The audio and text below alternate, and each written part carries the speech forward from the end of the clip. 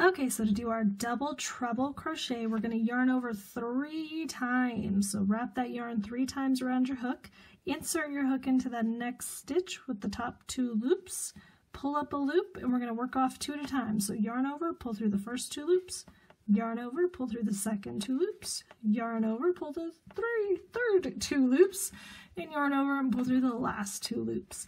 So again, we yarn over 3 times, insert our hook into our next stitch, pull up a loop, and work off 2 at a time. First 2, yarn over second 2, yarn over third 2, yarn over fourth 2. So normal speed, I get 3 that time, it's going to look like this.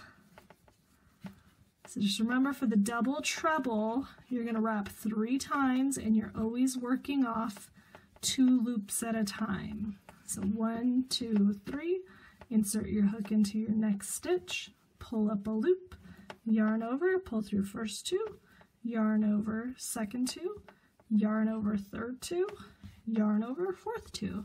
So that is the super fast double treble crochet refresher.